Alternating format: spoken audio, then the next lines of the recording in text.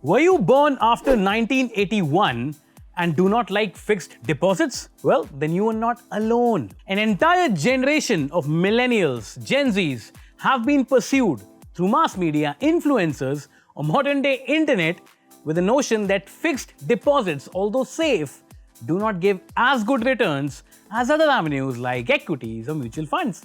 And this trend has started worrying the central bank, public sector banks, and the finance minister.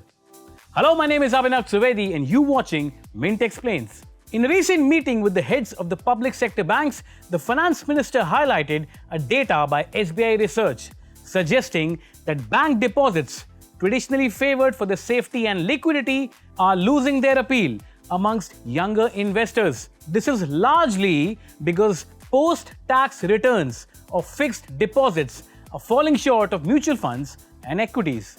The SBI data showed that 47% of term deposits are now held by senior citizens. In contrast, the median age of investors in capital markets has dropped to 32, with 40% being below the age of 30. In the latest RBI bulletin released on Monday, Governor Shaktikanta Das too highlighted that the share of bank deposits has declined, with households allocating savings to mutual funds and pension funds.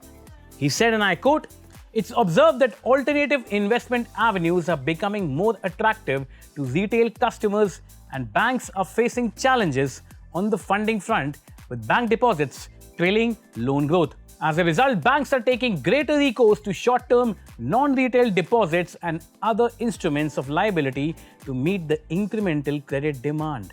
He also mentioned that this might expose the Indian banking system to structural liquidity issues. In fact, the banking system is facing the worst deposit crunch in the last 2 decades. You see, with the mammoth increase in demand for loans, credit and debt, which has been consistently rising, banks need to have strong deposits which can back these loans. In fact, a recent report by the Mint highlighted that the credit deposit ratio in the banking system is highest in 20 years. As on June 28th, bank deposits had grown 11.1% year-on-year, lagging credit growth of 17.4%. Banks have been raising deposit rates to lure customers who seem to have found other investment avenues. In fact, as per the SBI report, mutual fund investor accounts have grown nearly 5-fold from a little under 4 crores in 2014 to over 19 crores in June 2024.